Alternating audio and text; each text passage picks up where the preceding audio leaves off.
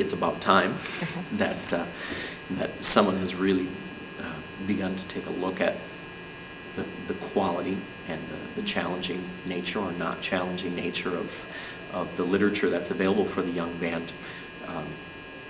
It's been, I think, a need that many of us have identified for a long time. It was exciting to have a group of composers, people who are actually out there making music in the adult world, take an interest in the student and the educational world in a way that isn't pandering or writing down to students. And the way in which Libby worked with the kids was perfect for that. She didn't talk down to kids, she talked with kids.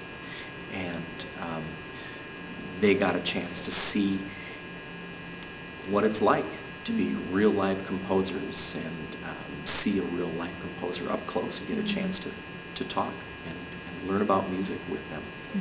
The piece is absolutely different than 98% of the stuff available for a young band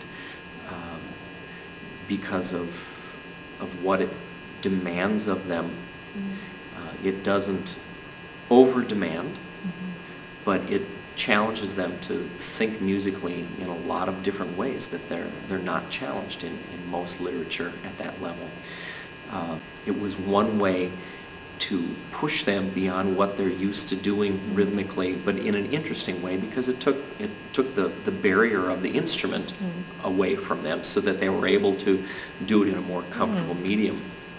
In terms of rhythm, also some of the polyrhythms, the twos against threes and things like that, which for so long band directors have said, oh, 12-year-old kids can't do twos against threes and can't do polyrhythms and things like that. Well, that's bogus.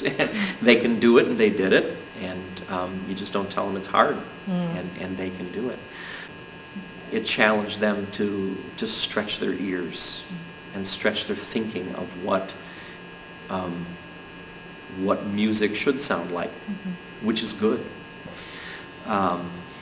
It was extremely gratifying to work with Libby. She's a tremendous person and an amazing musician, and it reaffirmed a lot of things that I believe in as a musician and as a composer and as an educator. It was a great experience. I wouldn't have traded it for anything.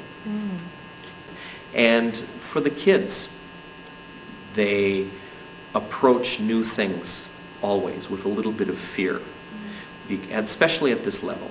They don't like to do things they're not familiar with because they're afraid that someone's going to look at them and say, that's dumb.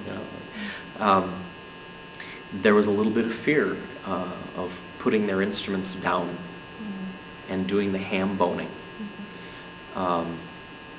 But it's something that they got into it, they conquered, and they felt great about it on the end. So I think everyone, from Libby down to the kids, worked through something and ended up with a tremendous outcome, a great product, great experience.